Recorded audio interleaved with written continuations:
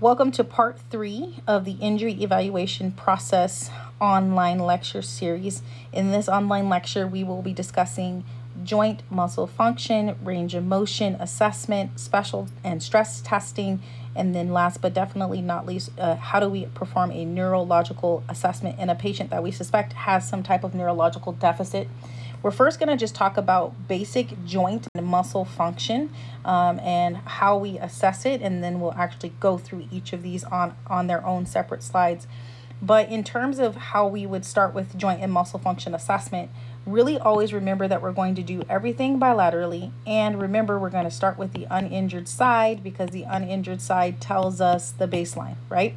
And so when we think about a complete joint and muscle function assessment, it's going to involve all of the following: active range of motion, manual muscle tasks, passive range of motion, joint stability tests, stress testing, and joint play, right?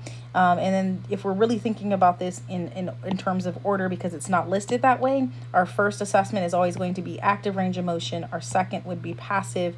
Our third would be manual muscle testing, and then these, it really just depends on the type of injury that you have in front of you. But at minimum, this is the order in which we should be assessing our patient's function and joint function and muscle function. So first and foremost is active range of motion. This is joint motion that's going to be produced by the patient. So in other words, this is the patient actively performing the range of motion task that you are asking them to perform. This is always going to be evaluated first unless it's contraindicated. So unless you don't want your patient moving the joint at all. One example that I could think of is if you have a fracture, right? If you have a fracture, you don't want the patient moving. So we wouldn't evaluate active range of motion or a passive range of motion. When we assess active range of motion, we are looking for the following. So this is an observation, right? We aren't physically doing this. So again, part of the observation. So we're looking for ease of movement. How easy is it for them to perform the tasks that you've asked them to perform? Was full range of motion achieved? And if so, did they have pain with that, or was it pain-free? And was there compensation associated with that range of motion? So by compensation, what I mean is you ask them to lay on the table in a prone position, and you ask them to perform a knee flexion task, and you see the hip rise, right? That would be an example. Or if they're sitting off the edge of the table and you have them raise their knee to the ceiling and they slouch to the same side, right? Those are all compensation. So we're looking for ease of movement. We're looking for whether or not range of motion is actually full or not, right? So is it full or not?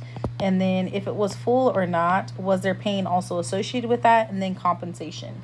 Our next stop is then going to be passive range of motion. In passive range of motion, as the name implies, the patient is very passive in this process. This is the clinician moving the joint through the range of motion, right?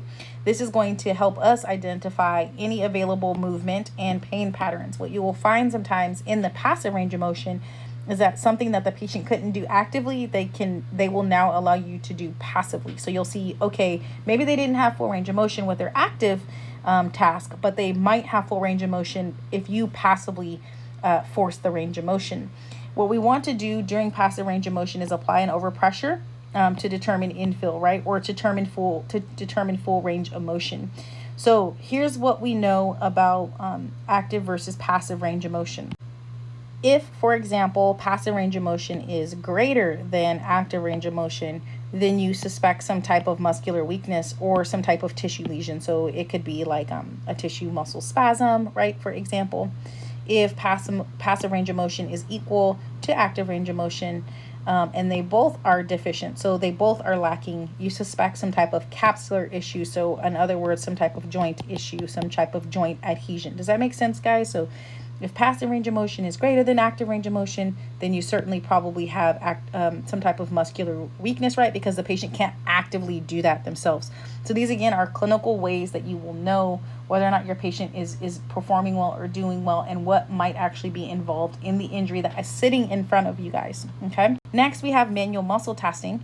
Manual muscle testing is done third in the sequence because it's going to assess strength, right? Now, I want to stop here and say that if active range of motion is painful, you can move to passive range of motion. But if active range of motion is extremely painful, you should not move from passive range of motion to manual muscle testing. More than likely, you probably shouldn't do it, right? Because what manual muscle testing is going to do is going to be an assessment of their strength, right? and it's going to increase pain potentially, right? Because it's going to isolate that muscle. So if they have a weak muscle or a strained muscle, then what we're essentially doing is trying to isolate that and truly kind of confirm or rule in the fact that they have the injury that we suspect they have. So what I would say is a rule of thumb: if they have pain in active range of motion, right, we can still do the passive, but most often we don't necessarily go to manual muscle testing, specifically if they're grimacing, if they're sighing, right, if they're apprehensive about this movement task. You're going to resist that range of motion, and you're going to assess strength throughout the muscle's entire range of motion, right? So an example would be knee extension. The patient is seated with their limbs dangling off the edge of the table. Your hand is going to go in the front of the tibia and you're going to have them kick out, right? So there's resistance from the clinician, but you're going to allow them to kick out until they get to full range of motion while resisting them. So in terms of the procedure, and we'll do this in lab, you stabilize the limb, you apply resistance to the distal portion of that attachment, and you're going to grade it accordingly, right? And so you guys are all like, well, what's the grading scale? So that brings us to the manual muscle grading scale, and it is something that you need to know for your board of certification examination. Normal, meaning they can resist against maximum pressure. So you apply maximum pressure, they're able to resist. And they do not have what is called a positive break test. So they get to the end range of motion and they have to hold that for 5 seconds without falling back into a resting position. If they can resist against maximum pressure, we give them a 5 out of 5 on a manual muscle testing scale, and they're considered normal, right? Next is what's called a good score, and we would give them a 4 out of 5 on the scale. What this says is the patient can resist against moderate pressure. So now we've kind of backed off on the amount of pressure that we're applying through the range of motion, but they can still get through the range of motion. We've just had to reduce the amount of force that we're applying when they move through that range. The next assessment would be a 3 out of 5, or what's considered fair. So the patient can move the body part against gravity through full range of motion. What you guys might see here is there is no resistance being applied to this particular patient. The resistance is coming from the gravity dependent position that you are putting them in, right? So gravity is the resistor. So this would be a patient just sitting off the edge of the table and moving their foot from knee flexion into knee extension. If they receive a 2 out of 4, you score, or 2 out of 5, that's considered poor. And so this is the patient that can move the body part in a gravity eliminated position through full range of motion. So we're taking gravity away, and somehow gravity is now assisting them. It's not against gravity, it's gravity assisted. If they can do that without resistance, of course, then that's a 2 out of 5. And then we have 2 other categories. We have trace, which is a 1 out of 5. It means the patient cannot produce movement, but they can at least contract their muscle, right? So in other words, there's no movement, just can you contract your quads? Yes or no, right? If the answer is no, then it's considered gone, right? And they would get a 0 out of 5. Now, in terms of return to play and participation, most often what we see is that most patients must fall into the 4 out of 5 category in order to return to play.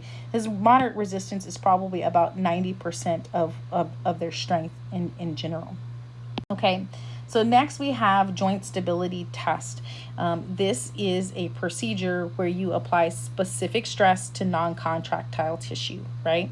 And what we want to know is, example would be if they're hypermobile or if they're hypomobile, right? So here's an example. Hypomobile means they don't have a lot of laxity, right? And hypermobile, they have way too much laxity, right? And we can think about an ankle sprain model. Does that make sense? I think ankle sprain is the easiest one to remember. If we sprain our ankle and we apply stress to that ATFL, do they have a lot of movement or do they have no movement, right? The ideal would be that they have no movement or even less movement than normal. The unideal would be that our patient has way too much movement, right? Because then that joint is at risk for further injury. So when we talk about laxity and define it, it's joint looseness, for lack of better words, but it's a clinical sign of the amount of give within a joint. And so do we want some give in the joint? Absolutely. Do we want too much give? No, because then that becomes an unstable joint. The way that we assess laxity is through these joint stability tests or these stress tests, right? So how do we define instability in the field of athletic training? So instability is the joint's ability to function under the stresses of function. So let's take that home right now, right? Joint's inability to function under the stressors of function. If I'm a sprained ankle and I'm lax or I'm loose, when I go to make a cut, normally if that ligament was not lax, I would be able to make the cut without my ankle inverting. But in an unstable ankle, right, when I make that cut, what's going to happen? My ankle's going to give way and I'm going to invert my ankle again and re-injure, right? So we have two things occurring. We have laxity, and that laxity most often creates instability. And so we want to make sure that we use our stress test to determine when our patient can return to play. Ideal would be when they're mobile, not hypermobile, not hypomobile, but just mobile enough to be protective in nature. So in terms of stress test, just like our manual muscle test, there's kind of a grading system, right? So when we're performing our special tests, there are grades that we should be keeping in mind. We have a grade 1 laxity, which is firm and normal. And so what does that mean? It means there's slight stretching of the ligament with little, if any, tearing of the fibers. So that would be a grade 1 sprain, right? What we've been talking about. Do they have pain? Absolutely. But the degree of laxity is pretty comparative when you compare it to the other side.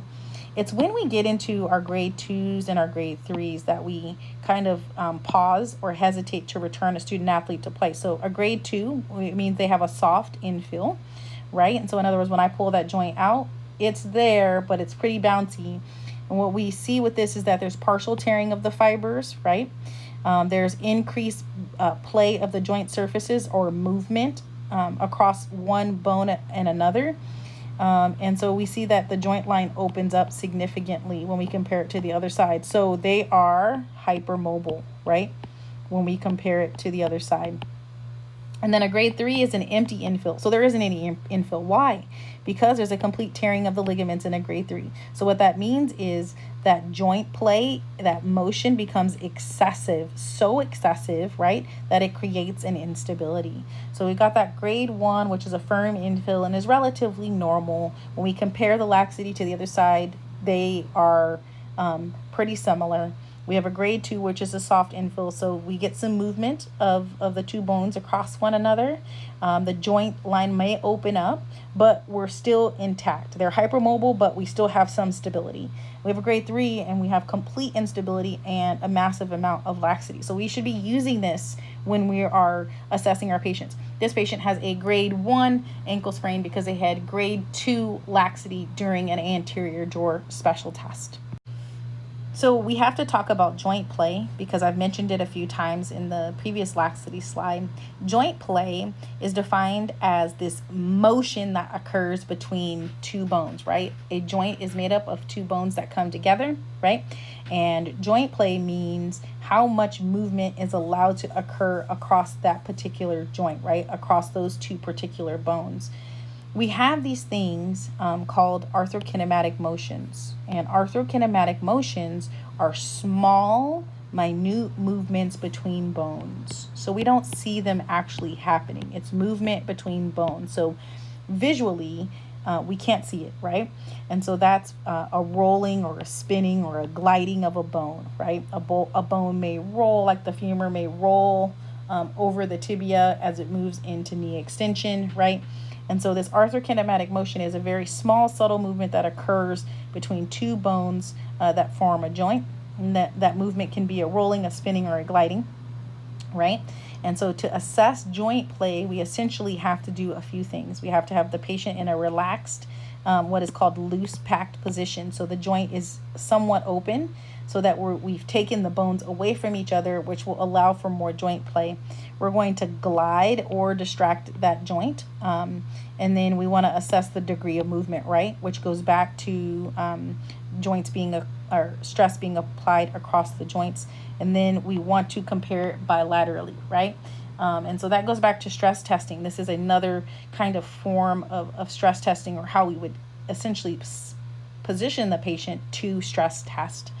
Our next slide, we're going to talk about testing. It's a part of the HIPS process, but it really belongs here. And the reason it belongs here is because to me it assesses function of a joint, and so it goes into the range of motion section. So when we think about special tests, these are procedures that are going to be applied to specific tissues to determine the assessment or the damage, or to give you your outcome, right? These are the tools you're going to use to determine what your patient actually has. These special tests are unique to each structure. So each structure has its own set of special tests. You're always going to compare side by side, starting with the uninjured first, and you're looking for a few things. Does it cause pain? Does it cause alleviation? And then the question becomes, is it positive or negative, right? And so an example would be in this particular image, this is an anterior jaw. Patient had a positive anterior jaw test, right? That's how you would write it if you were writing your clinical note. Reflexes. All right, so let's move into neurologic screening. We're actually going to spend the first week of our lab discussing this, but the neurological screening test done for the lower extremity is the lower quarter screen, or the LQS.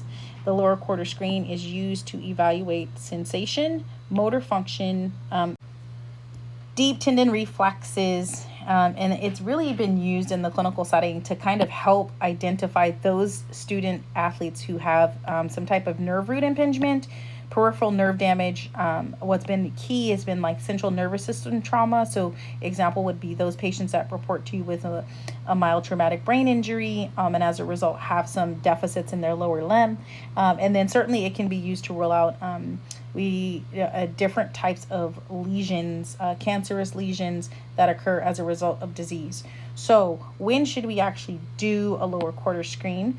This is going to be done anytime a patient presents to you with numbness, paresthesia, weakness, pain from an unexplained origin, or they report that they've had injury to the cervical and or lumbar spine. So if any of these components are present in your historical portion of your patient evaluation, then you're going to be performing a lower quarter screen. So first and foremost, the lower quarter screen is an assessment of the lower quarter, which means anything from the pelvis all the way down to the feet.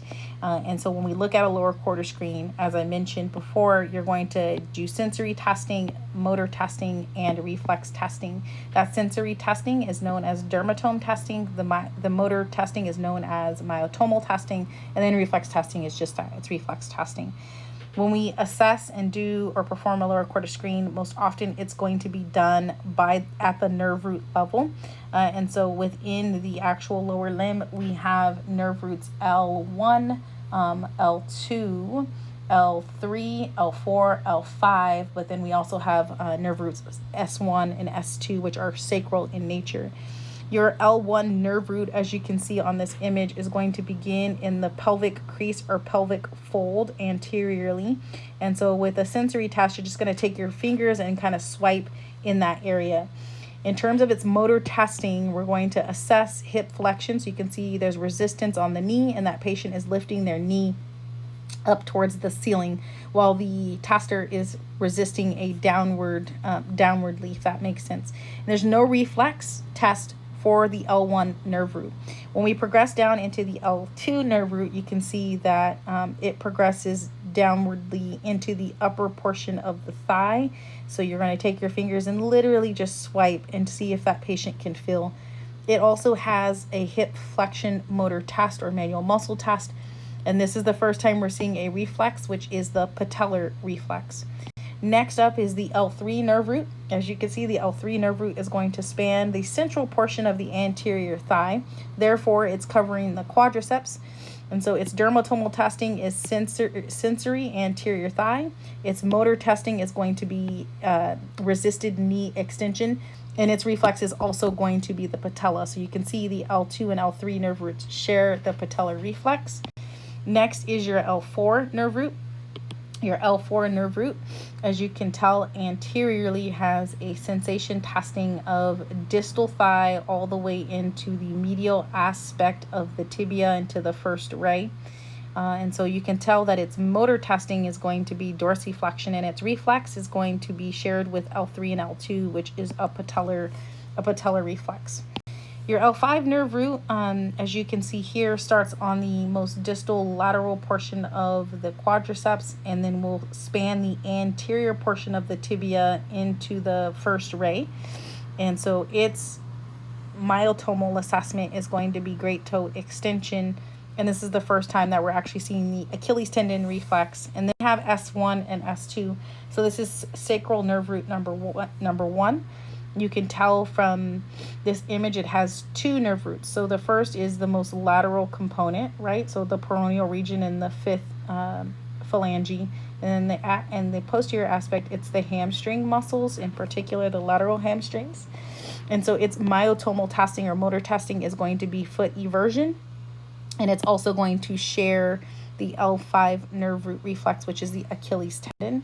And then last but not least is the S2 nerve root, which you can see is also going to be lateral hamstrings. And so in terms of motor testing, you are going to be doing knee flexion, and you're going to use the medial side of the hamstring to assess the tibial nerve. And so you're going to have a hamstring reflex. And this one's really, really hard to assess, and we'll try to do it in lab and see if we can actually get it.